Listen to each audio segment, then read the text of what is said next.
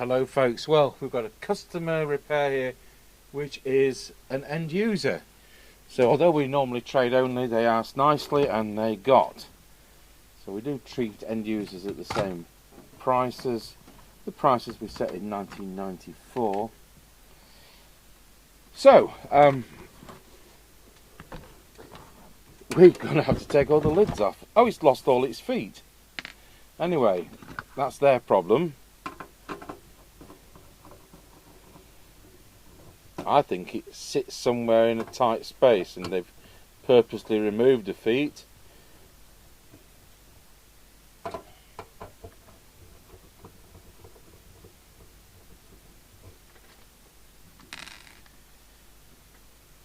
Just got to remember not to put it on your best table, which is beautifully French polished.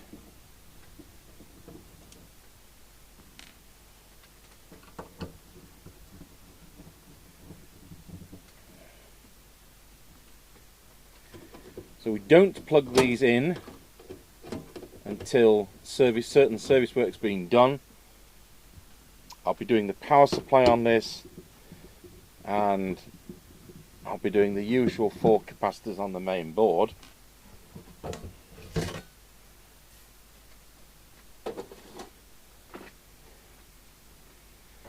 Yeah, we get that one, don't we, on the underside. Anyway, we'll be running it on, I'm going to say 12 volts, but you know what I mean 13.8 initially. I've got 20 something minutes, so I thought we'd better get on with this because I want it out tomorrow.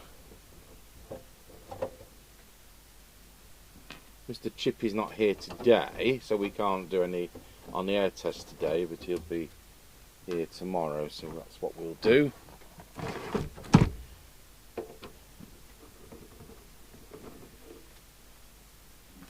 He's booked today off.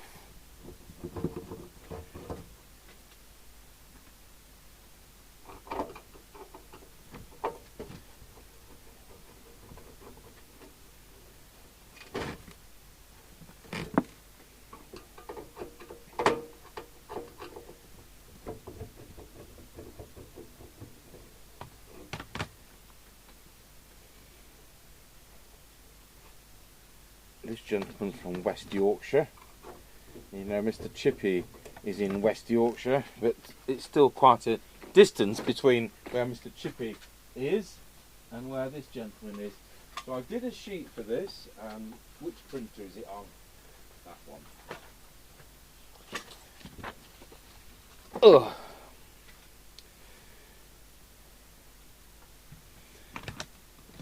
He's sent a microphone in with it, but we'll run with our standard test mic right up until the end. It's an Altai standard replacement mic he's got, so we'll be running with our standard replacement mic, and he's better off using a standard replacement mic because the mics that came with these lack treble and are muffled. What is it? 12th today, I think. 12th, we'll correct that if it's not. November 25. Audioline PT345 and serial number 33001564, and it's M. Right, another 2 there,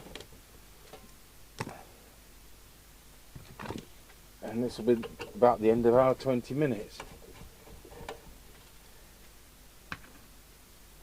I'd like to do the capacitors and get it powered up and start taking some parameters down.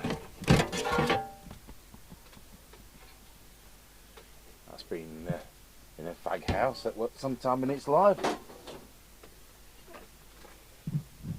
Right. It's had the 220 changed before, which is there. I'm going to change it again because I've got to, haven't I? I just don't know. It might save him 46 pence if I didn't, but there we have it. The ones we're using are Nikon, and they are 105-degree rated, not because the thing runs hot. That's been replaced alright, but nobody cut the leads off. So I'm glad I didn't power it up. It's been put in loose, so it hasn't been soldered. Yeah.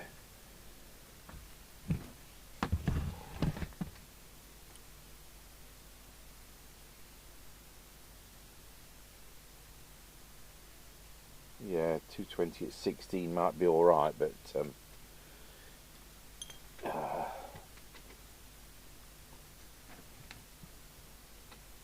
we're taking it to 25.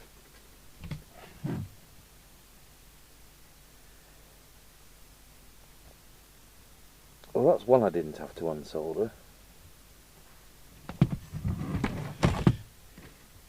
So if this one fails, the display disappears. No phase lock loop operation. Just going to need some isopropyl, it's not good. I'll tell you what, the first time it took some finding.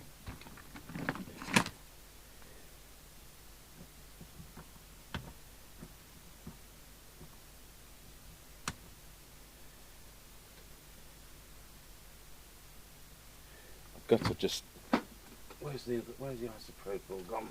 I think we've got one on the go in here.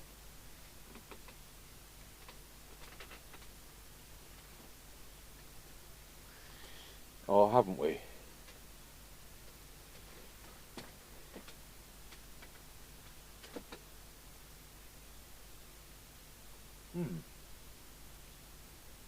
Okay, well, we're not going to switch it on till that's tidied up.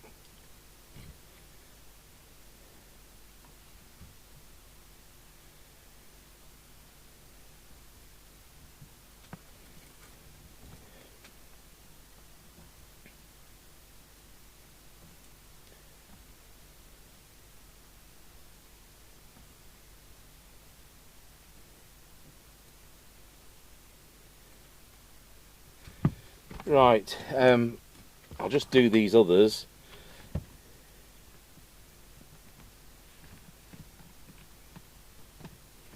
So 470 negative towards the back of the set.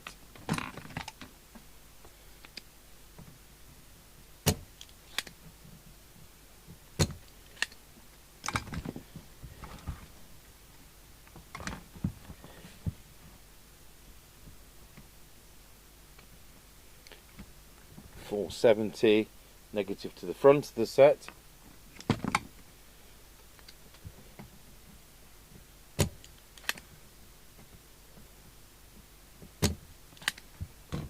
Do those before I forget.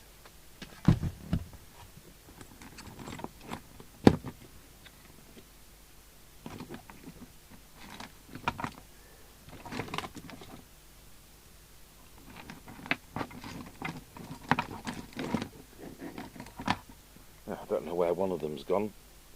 So 470 to the back of the set. Let's get that one in. I'm not going to bother testing any of these, just waste time.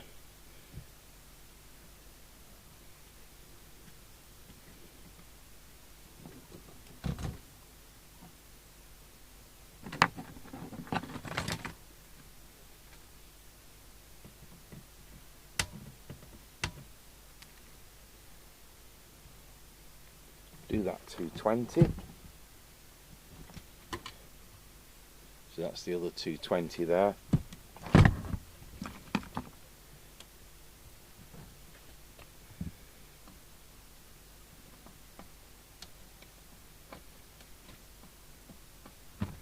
And it's negative to the back of the set.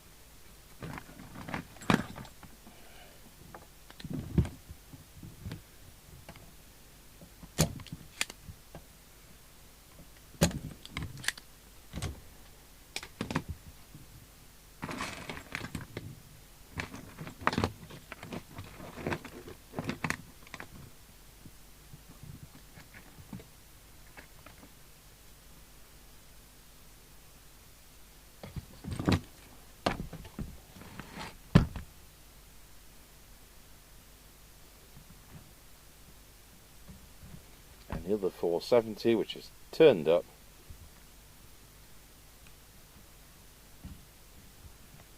is there. Now this doesn't look like it's had any faffing around. It looks beautiful and genuine.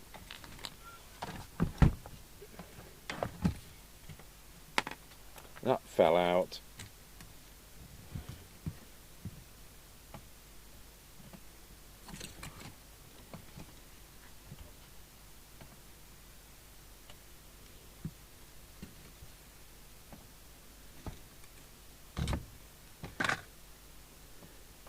We've sold all our 3-pin Uniden leads,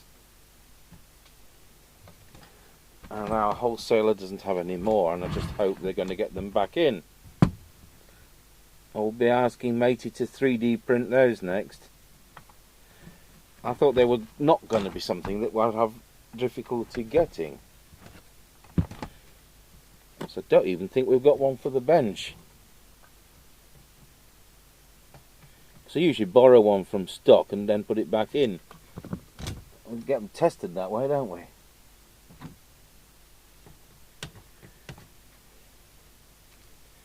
Right, so now I'm ready to plug some things in. Now our extension speaker, the wires failed at where it goes into the moulded plug, so I need to solder a new plug onto that. We'll switch this to DC, and I will go looking. That might not be difficult. I'll go looking for a Uniden power lead. There may be one on this bench. Just like that, you see, there's one on the bench. This is off the set. That's fine. And it's a nice thick one and not some weedy one. So we'll just hope that works.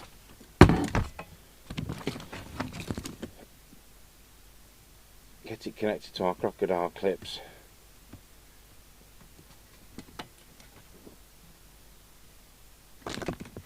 There we go. Power on. And absolutely nothing. Right, we're on now.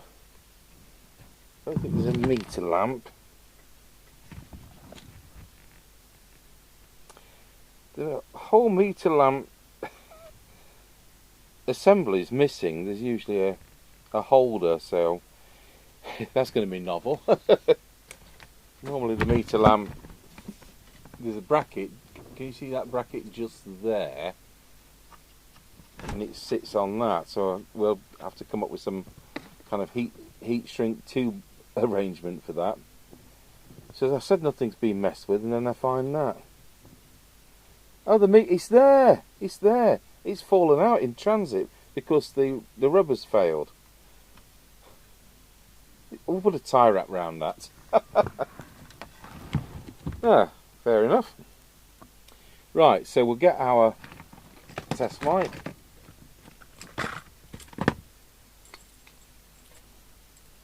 We'll just run with the internal speaker.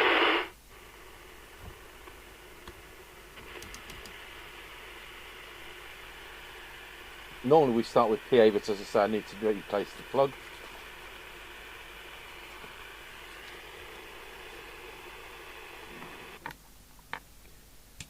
Okay, so we've got low power.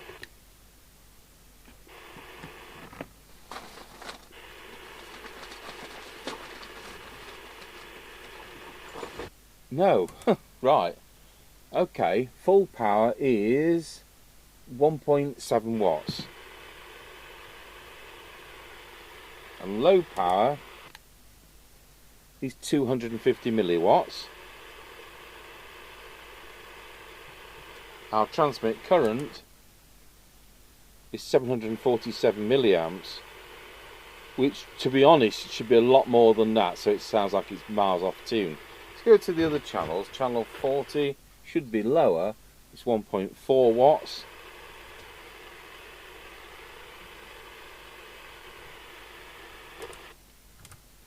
And am I showing you these? I'm not, am I? There we go. So we're on the 3 watt scale, 1.5 watts. And we go to channel 1, and it's 1 watt. Well, that's a bit screwed up, isn't it? Deviation for what it's worth on this test set. Wallow. Let's go to channel 20 where it should be tuned in. Wallow, wallow. 1 2 1 2 1 2 1 2 wallow. There is no transmitted audio. We've got another problem with all that. Just take my radio in my hand portable to channel 20. Testing 1 2, testing 1 2. There's no transmitted audio. Nil. No TX audio. 2 times 470 microfarads, 2 times 220 microfarads. The meter, when we key up,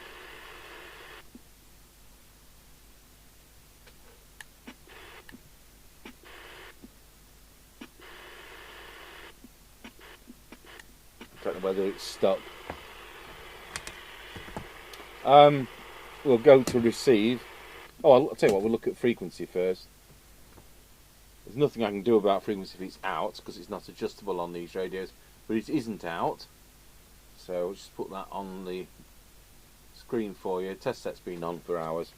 So 2779137, 2779137. Of course, it should be 2779125, so it's still a bit high, which gives the crystals still a bit of headroom to drop. We'll do the VCO. I'll need a service manual for that. So we'll dial that into the signal generator, 2779137. Usually these are about 1 microvolt sensitivity. They're not stunning, but people like them. 27, and it makes them better for bleed over. No, wrong part of the range. 791. That'll do. So let's put 100 microvolts on the radio. Yeah, the meter will read. Oh my goodness, it is as deaf as a post. Just checking the RF gains right. Okay, we can plug it out. We can do that because I don't need our speaker on the wall for that. If I can find the plug, don't need an earth, aren't I? Amazes me how things get caught up.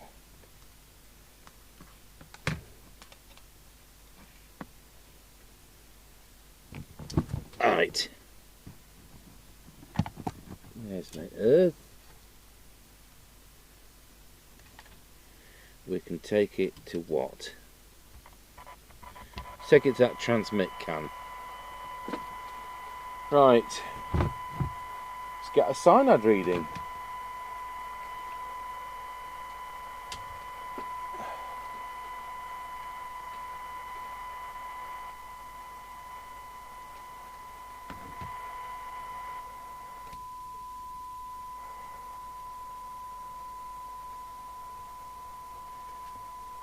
Okay, it is 10, 11, 12, 13 microvolts. That's worse than a Cobra. 13 microvolts for 12 dB. It is 3, 4, 11, 10, 12. 12 microvolts for 10, but it's nice and clear, so it's actually 25 microvolts. Squelch. Let's put the squelch to full. Never opens. Well, I bet this radio does about half a mile range at the moment.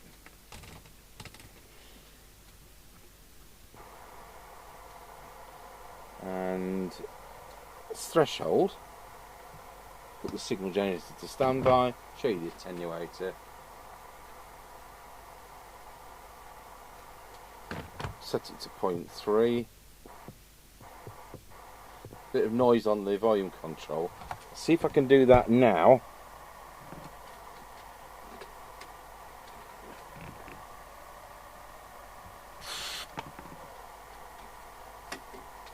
Because it can affect this test. Right.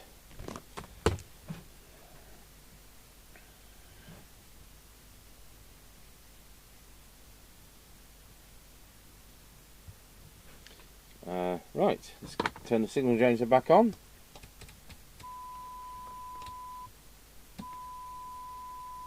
And the squelch sensitivity is 43 microvolts.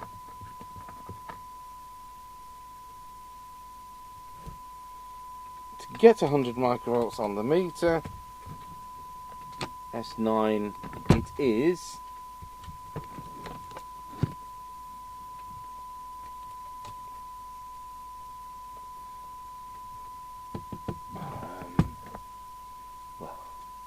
10 millivolts.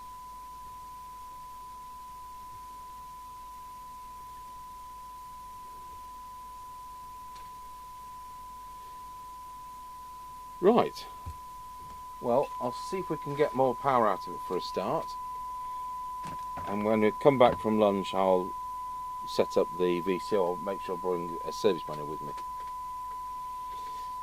So we want the main meter, and we'll take that off and go into transmit. So we're on the low scale at the moment, and we're on channel 20 and it's doing 1.7 watts. So we'll start with this one.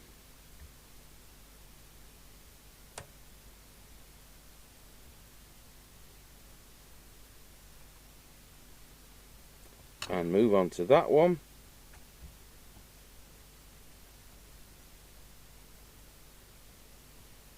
That one wasn't far out, that one was a little bit out.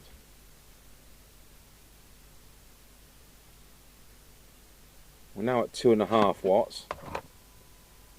I need to put the soldering iron on. I think that's transmit as well, isn't it, on these? It is.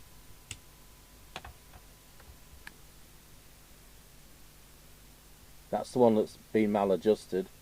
We're now at 4.05 watts.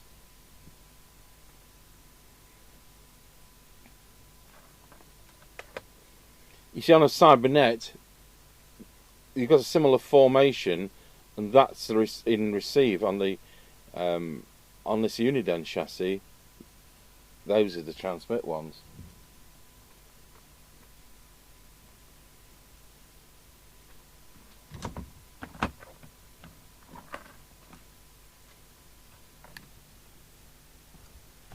Although we're over power, we've still got to make sure that's peaked, so the internal interstage SWR is spot on. And then we'll just trim it with that one. It's the nearest fraction.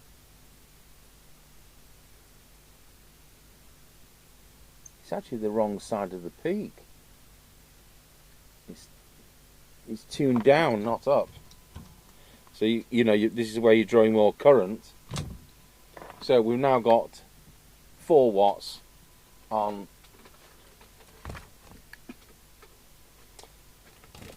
4 watts on there.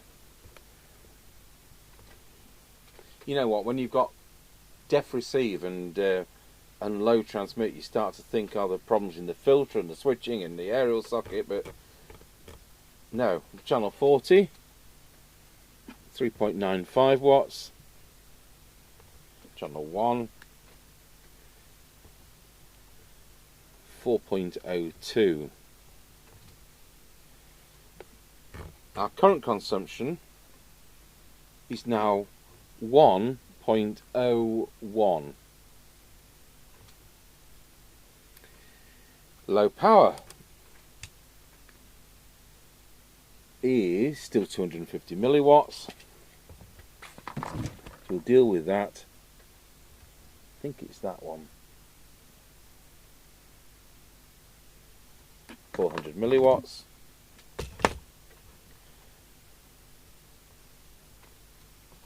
We need to set the meter.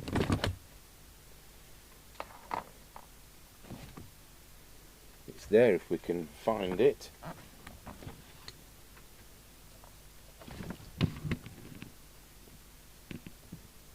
Am I still on low power? That's high power. It's supposed to be in the centre of the red zone, which it now is. So that's transmit done, but no transmitted audio.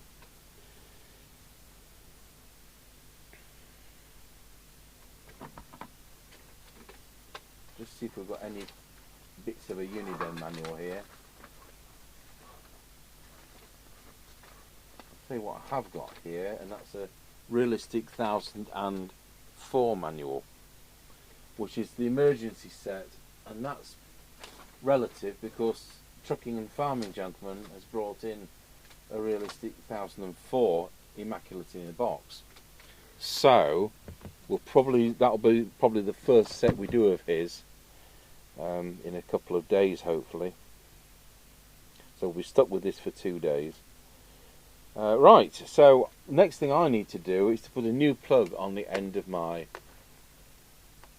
speaker we use for PA. I've been trying to print off one page to do this VCO, and I can't find on the computer. I'm looking in, it's all in alphabetical order, all the service manuals, and I've just been doing the hymns for next Sunday's church services. Can't find the service manual realistic TRC 2000 because I'm looking in the hymns directory. Okay, so it's channel 40. This is a bit I can never remember. We need to select channel 40. I need an earth, so we'll have our earth wire. I'll just pop it to one of the cans. Use one of the receive ones. The chassis is not earth on these, but the cans are. So we're on channel 40, and what they want us to do is go into transmit, and on test point 1 we should have 3.5 volts.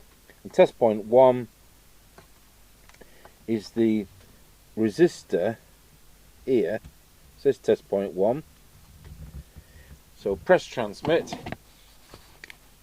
We've got 3.49 volts. So we don't need to adjust the wax-filled coil. Well, can't argue with that, can you? So VCO 3.49 volts. We'll just tick it off. We can tick that one off as well. I'm tempted, before we do the transmitted audio, which is missing, I'm tempted to go through the receiver.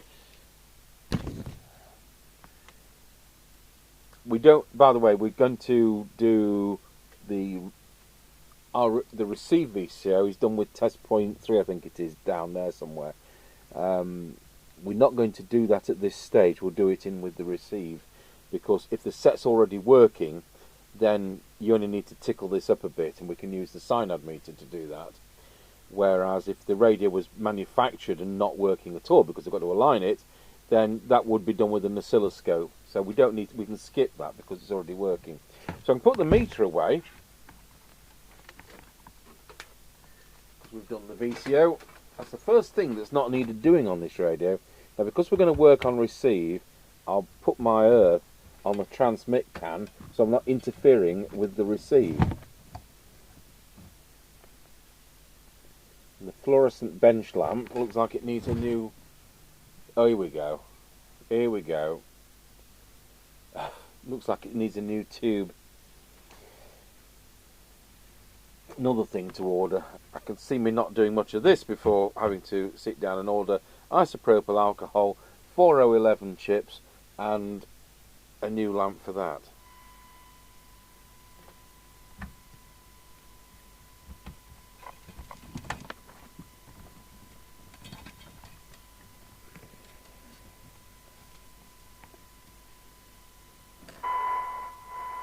Right, let's see where we are on the frequency.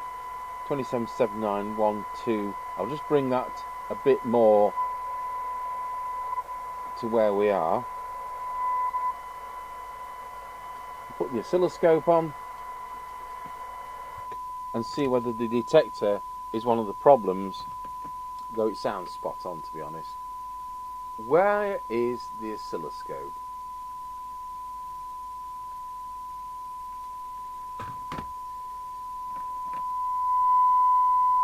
Well, that looks okay, so we'll have a twiddle. Well, I tell you what, I couldn't have been more wrong. It was miles out.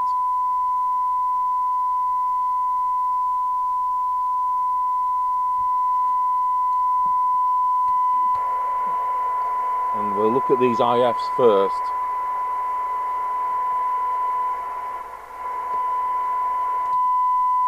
I'm going to have to put the meter to full because I need to see some of this on the front meter.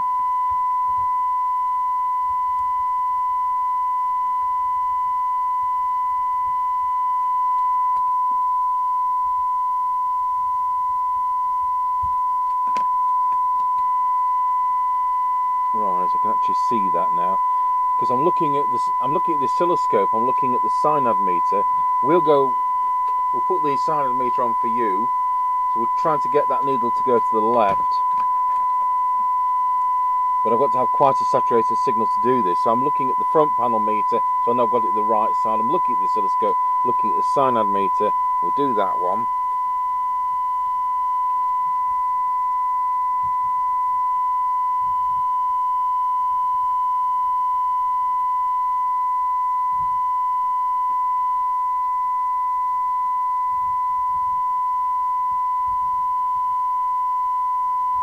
I'll have to come back to that, I just can't see it accurately.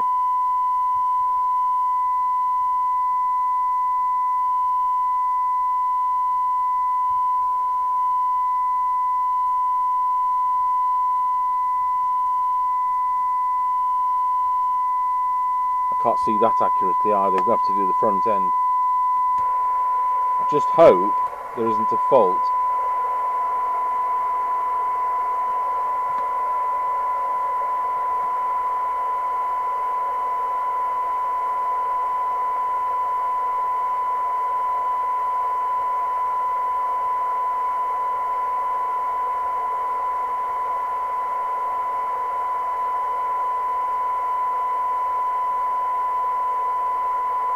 That's not having the effect I would expect.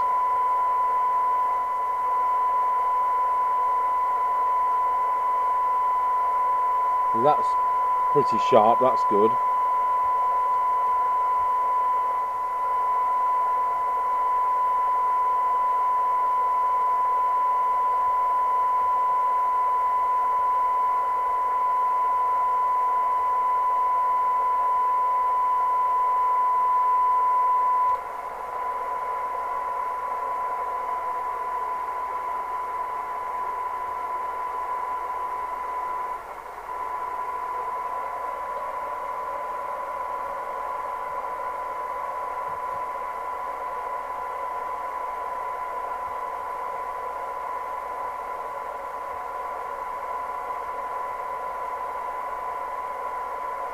So our receive fault is around that first coil.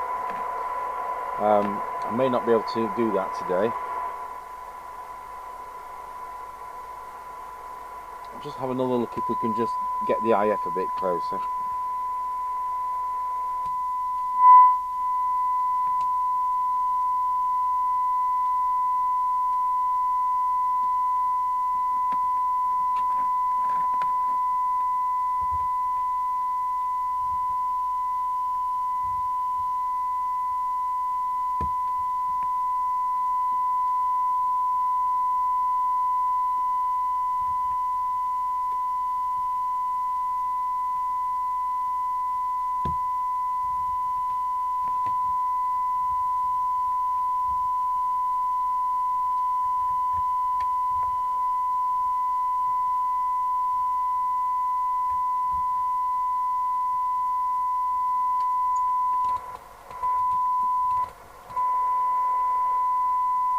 So what have we actually got the receive to so far? It's pretty atrocious.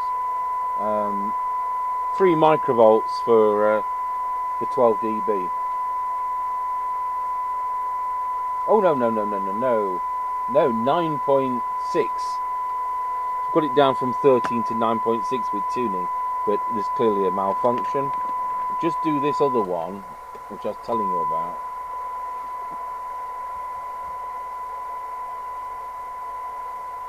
Yeah, that was already at its correct position. So we've got a fault in the circuit somewhere around here. Chances are it's going to be capacitors.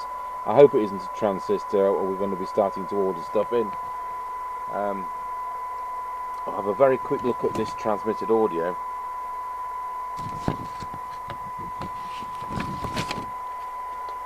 Hoping it hasn't come back on.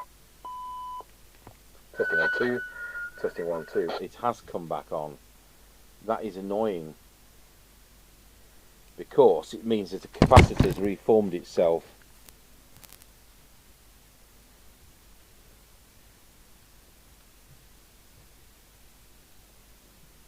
Well,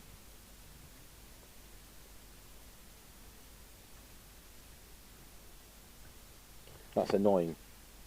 Well, I'll set the deviation because that isn't going to change, and then we'll have to probably do a blanket job of the 4 or 5 capacitors in that area. I can't have it going back and then malfunctioning. There was definitely no audio when we started off.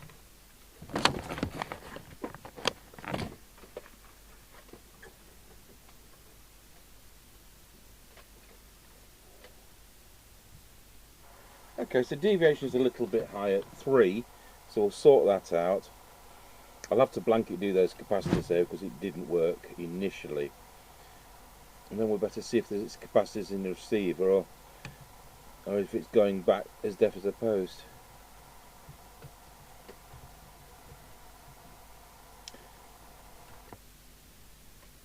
Wallow.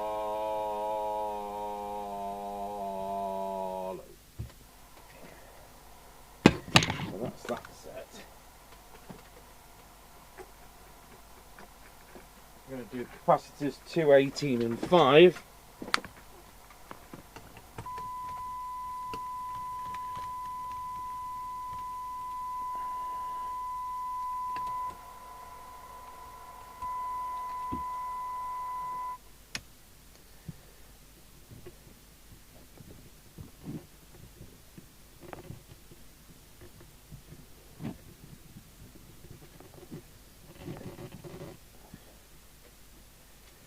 Two, 18 and 5, where are they then? There's 5, 2, where's 18? There. 2, 5 and 18, I don't think they are anything to do with our problem, but that's the simplest thing to start with. And cheapest. Okay folks, we've made some progress on the receiver, and you're now looking at 0.8 microvolts. So this has taken some hunting down.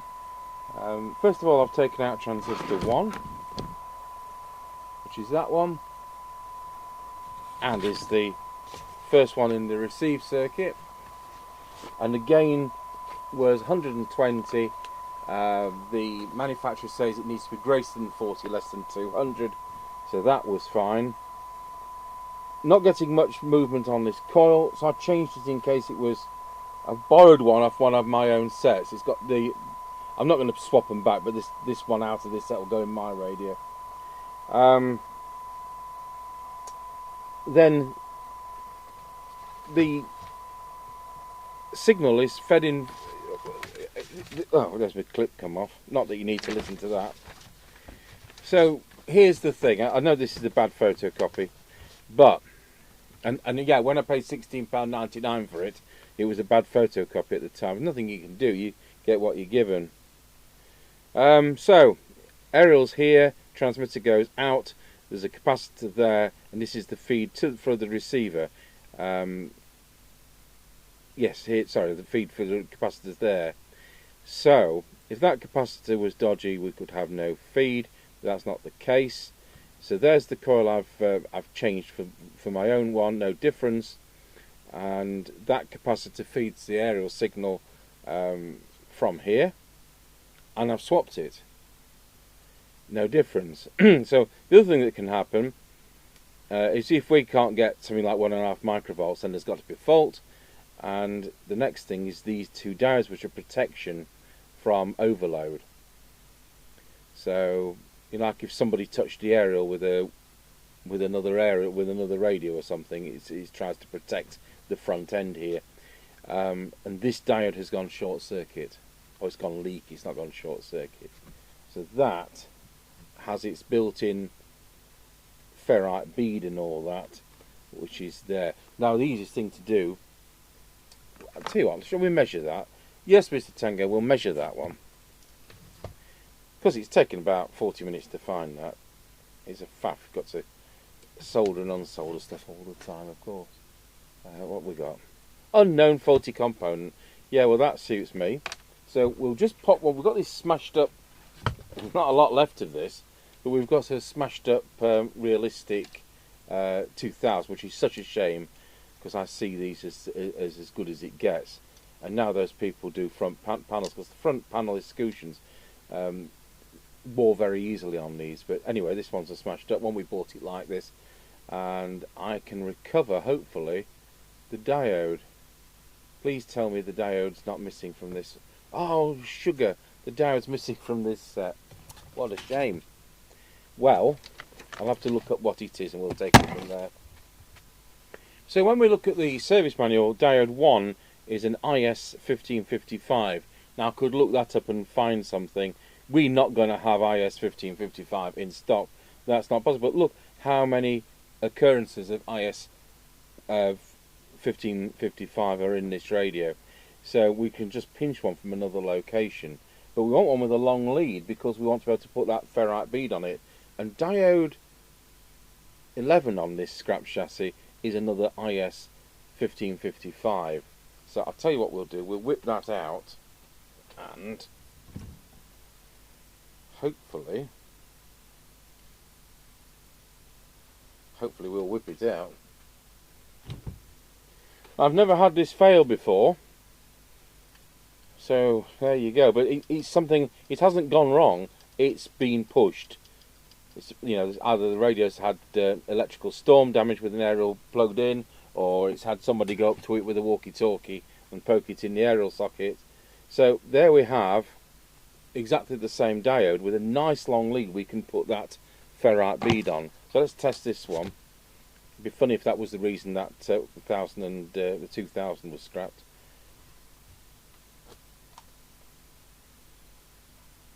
Diode or junction diode. That's better. So we'll turn our audio line off and recover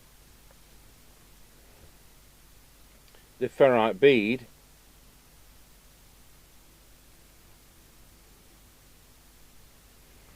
Will this be for anti-parasitic oscillations? Oh, that sounds good, doesn't it?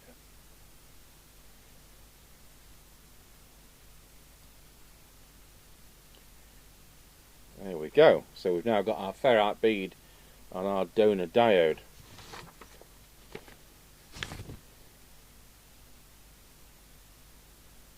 And if I've cleaned out the hole properly, that will go in.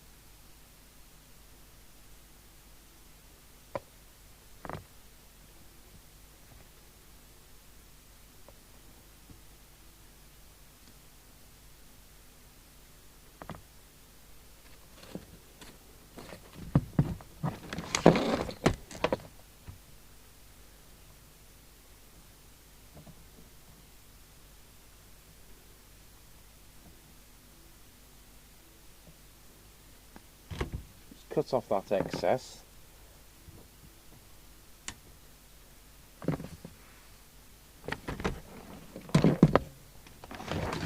Switch the radio on.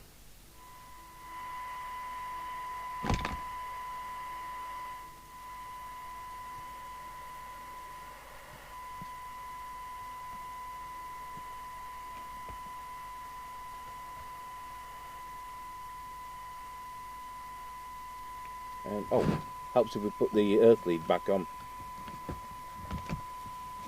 Thought it sounded nasty. Okay. So we'll now be able to finish off the tuning. It actually works better than most now.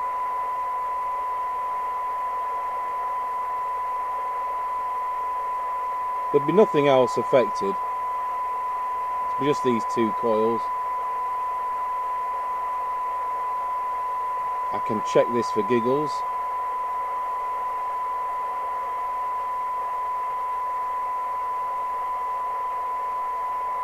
And we'll just can now verify those IF ones.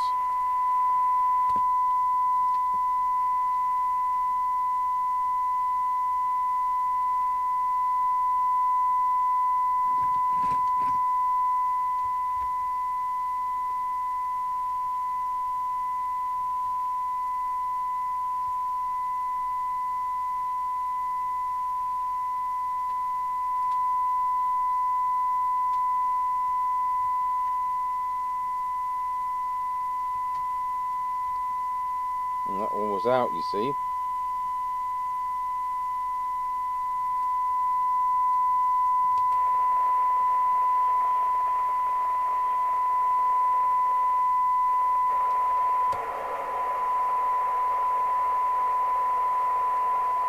Well, I don't normally get them to 0.65, but that's what we've got. So a lot of work.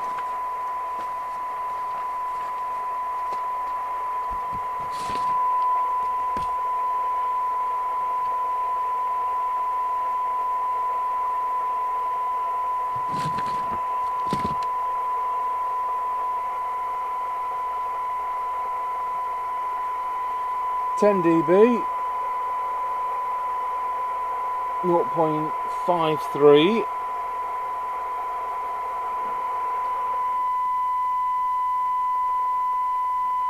Just check my I'll just check my detector again.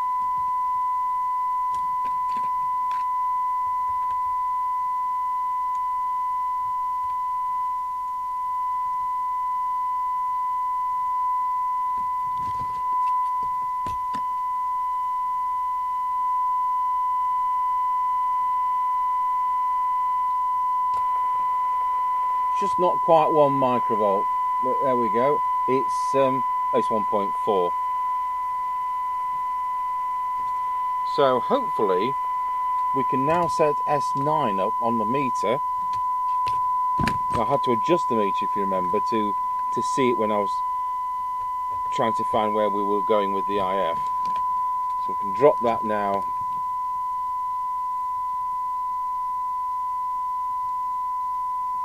I think this meter's a bit sticky, but it's how it goes, isn't it? RF gain is at full. Tone works. Squelch. So I've got squelch to full. Let's go over to the attenuator.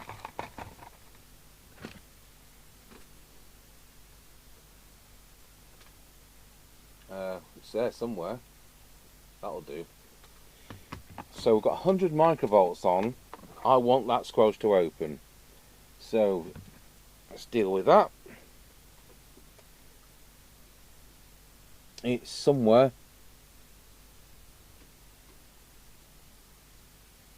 There we go. There we go. Right, let's see where our squelch sensitivity is. We'll now turn the squelch right down to minimum. Set the signal generator to standby. Squelch on the radio to threshold. Signal generator back on. Ooh, it's not quite coming in at 1. It's 1.1. That's fine. I like them to be under 1, but not on this chassis. Right. So we've got 100 microvolts there instead of never ever opens, and we've got 1.1 microvolts instead of 43 microvolts. Signal meter is set. RF meter is set. We've got the meter lamp to fiddle with. and we've got the power supply to rebuild. I need to change all the capacitors. I think it's 1, 2, 3, 4, 5 in the audio speech processor circuit that uses a chip on these, unlike the DNT I was doing yesterday, which is just 2 transistors. So I'll change those, and I'm now at 8 o'clock at night. I've had to come in because I needed to get to the bottom of this. We have to finish this tomorrow. I've got the power supply to rebuild, so I've still got plenty to do to this.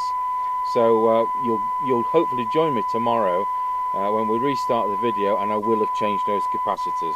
So we've gone from 1.7 watts output to 4 watts, and as deaf as a post, 13 microvolts for 12 decibels. We have got 0.65, which is good for this chassis. Thank you. So the next day I'm doing some of the capacitors on this. I thought I'd do the power supply. Done that one. I've done the 220. I think I've done the 220, yeah. So I was taking out the, shall we call it the big electric, the 2200, but we're replacing with 3300. This is inadequate. And as I unsoldered, when I get the right glasses, I'll tell you the rest of the story. So I unsoldered the first pin there, and it just fell out because the second pin, which is the positive, absolutely dry joint. That's been arcing in the past. Let's just zoom in on camera 1.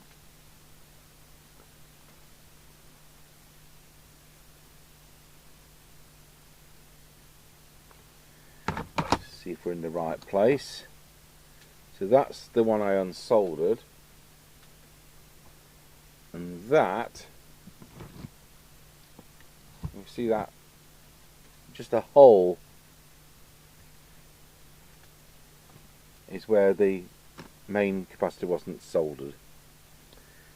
So there you go. That's what can happen. So we're going to put a 3300 in. I got one out from stock. They're quite expensive, and I have no idea where I've put it. So I'm glad I didn't power the setup using its mains power supply. No, I'd never do that. So I've done. Let's just get the camera back to normal position. I made a start on these. Done 1, 2, 3. Just going to do those, and I'll just look at the circuit diagram to make sure I need to do those. I'll be back to you in a moment, because I'm only going to be doing the ones around oops. I'm just going to do the ones around the speech processor here. Right, that should be everything. So I'm going to recheck deviation, but we're going to reinstate this power supply.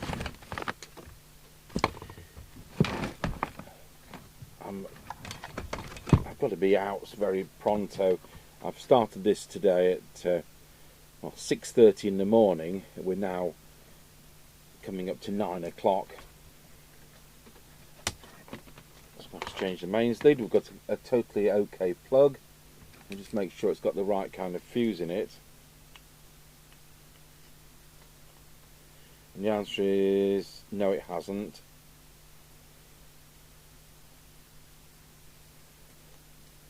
So I need to change the 13 amp fuse to a 3 amp fuse in the plug before sending that back to the customer.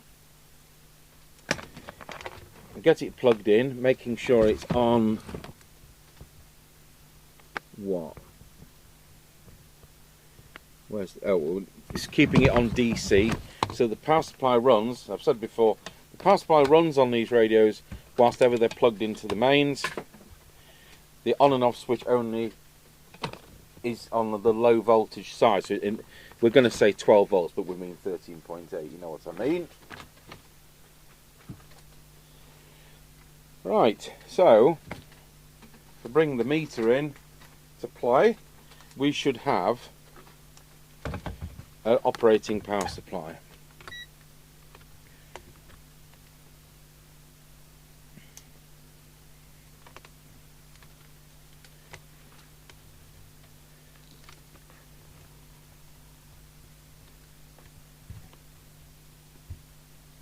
It's 13.36. That's fine. Here's the thing we want to make sure that the radio is going to do 4 watts output on the internal power supply. So now I'll switch the radio on. In fact, we're going to switch it on to AC there. The radio has powered up.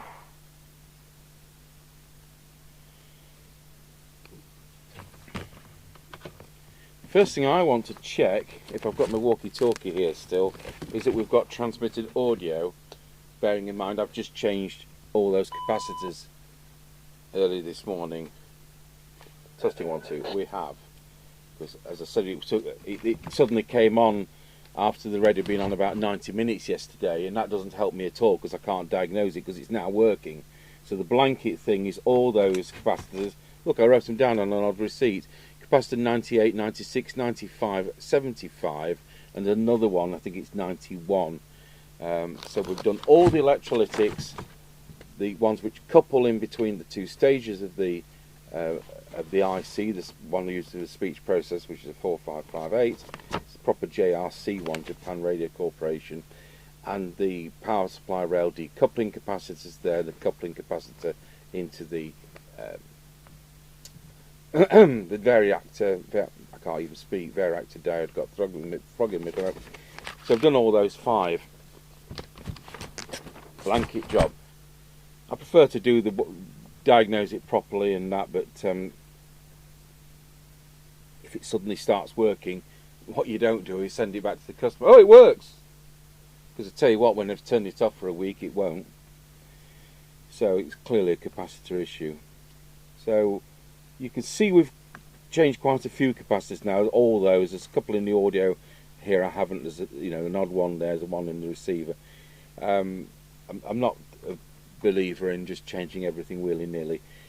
I want to do a KP77. If you remember, the President KP77 was an awful set which came around in '81, and it's a earlier board than this. And I did do a total recap on one of those and actually got one working half decent, because usually the VCO is such that you're not going to get channels lower than 3 or above 37.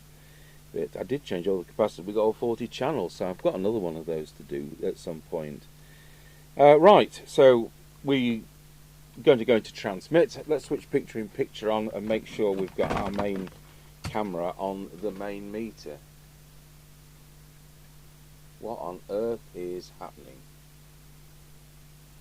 I'm not sure what happened there.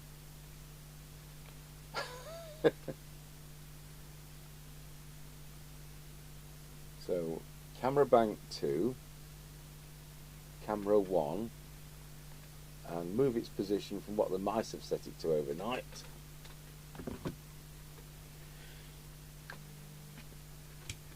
So, just check the other channels. 3.95, channel 1, 4 watts. That's it. So the power supply needed no touching. Preset stays as it is. We're running it at, what was it, about 13.4 or something like that. And it's always nice if we can keep it running cooler than top whack. The 3300 capacitor upgrade. I'm not a modification person, but 2200 is inadequate. I think they were thinking more about the lines of when these radios were 2 watts for the German market. So I'm going to recheck deviation. We've already done receive. I've no reason to disbelieve it's no longer working. But we'll just put it on the signal generator.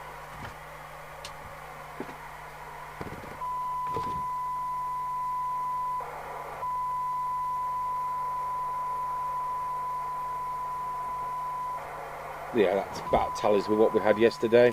So we'll unplug that. That's the internal speaker. I'll just unplug from this test set and we'll recheck the deviation. I can't see any need to, because what I've done today shouldn't have affected the deviation level. But I will go through those motions. It probably also helps these radios with these capacitors change, because they are renowned for lacking treble and being a bit bassy, especially when using the factory original mic. the replacement mic is a bit crisper. So just run it through our other deviation meter. Wow, it could be fractionally high. Just give that a twiddle. And just that one. Wow. I'm talking about it was peaking at 2.7 instead of absolute maximum 2.5.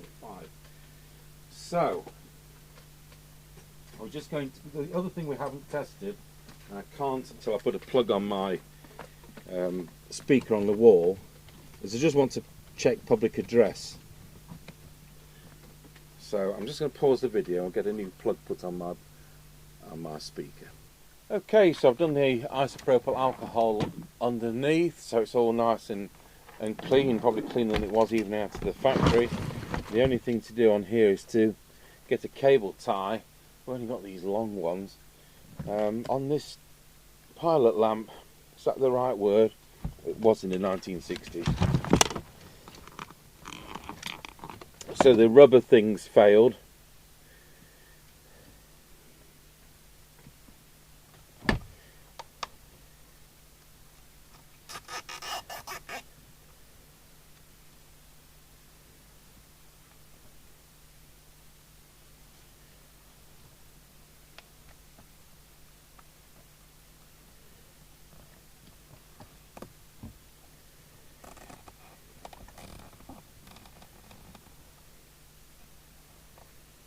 Good, that's not going anywhere.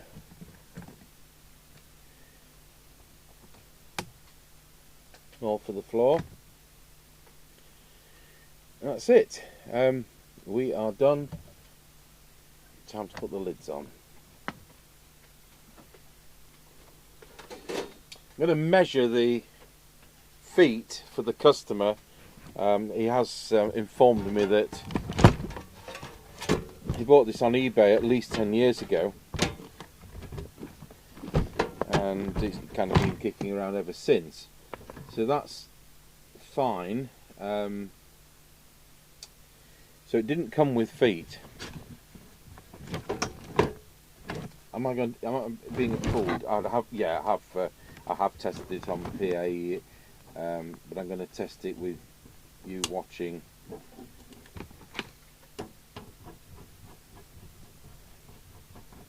I don't think we're going to put all the screws on camera. We'll put some of them in.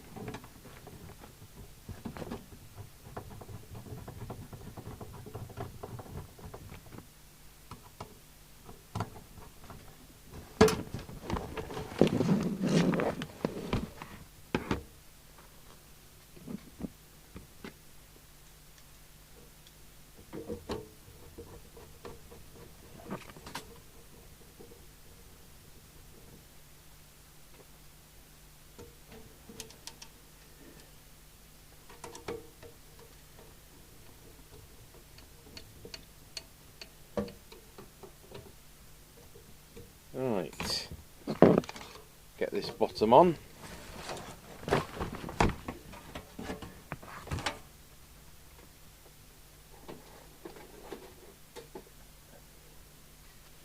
So it's the ventilation to the back, says he, putting it to the front.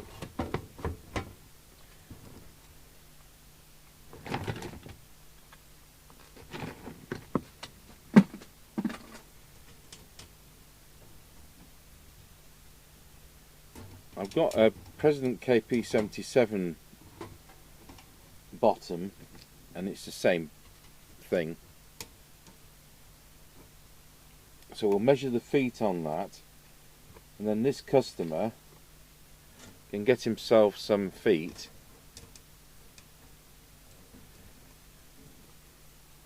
There's a difference between front and back.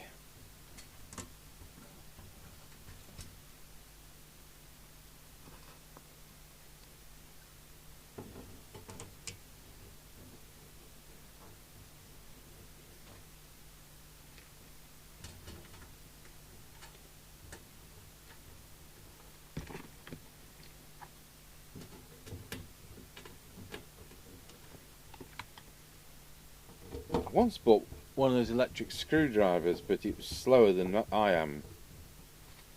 So as a church organist, I think I've got the dexterity and the speed still, and it's useful to get that bit of exercise.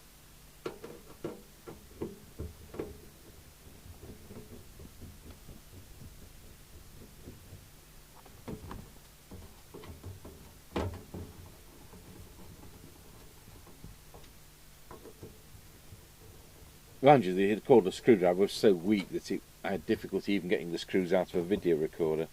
I'm talking about the case.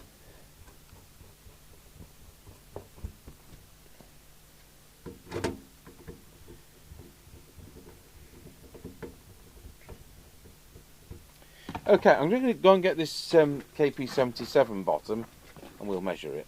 I think this is going to be destined for the dishwasher when we actually get onto the set. And look at the bend in it. Can we show it that like that?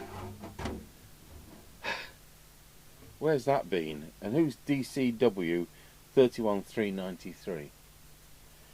Anyway, it's the same bottom, so we can measure these things. And there just happens to be a rule which shouldn't be here. So the tapered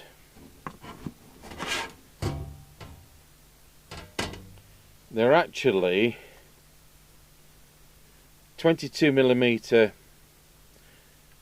or 1 inch at the thickest point, and they're 20mm at the thinnest point, and the height is 20mm, or what, 4, 5, 5, 8 now.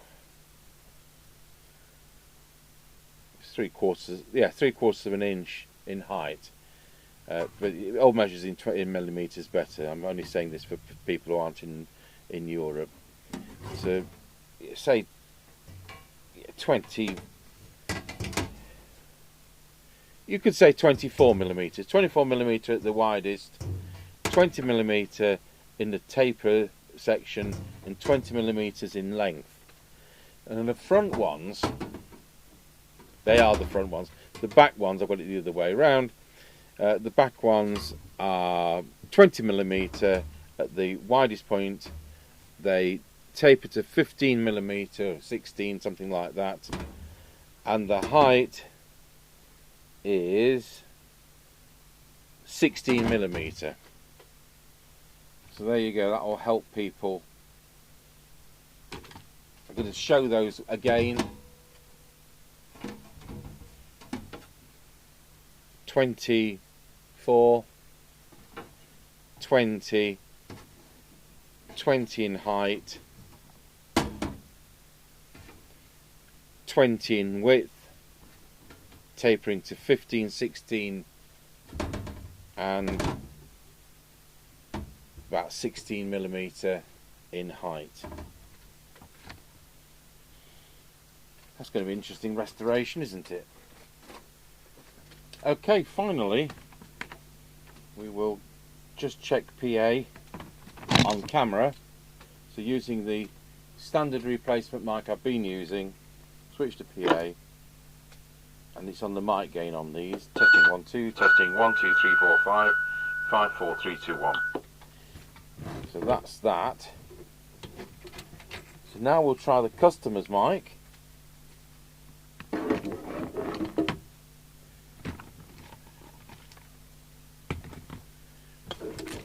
Wherever I put it.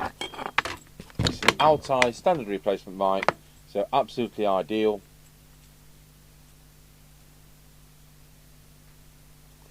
So plug it in and try it.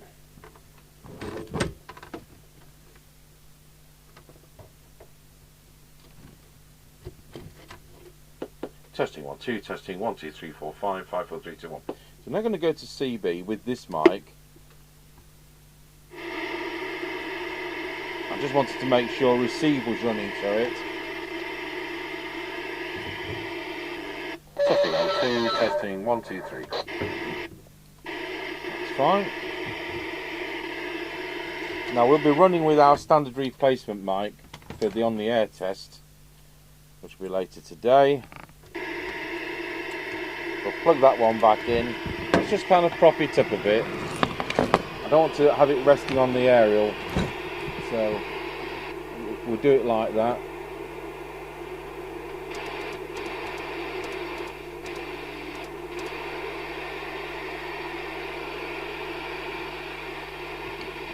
One and a Roger.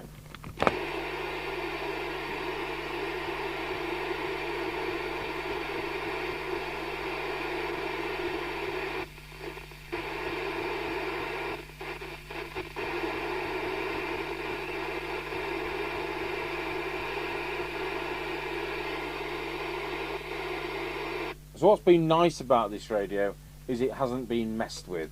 So although it's had some adjustments to try and compensate for it having faults rather than looking for the real faults, it hasn't actually been, I think the best phrase is, farsed about with, and it's about as genuine as they come, a bit like the one from Trucking and Farming, which we did a couple of weeks ago. So there we are, nice to see one which is a genuine set like that. There we are, thanks for watching. Uniden, it is a Uniden Audioline PT345 base station with quite a lot of faults to find and realignment.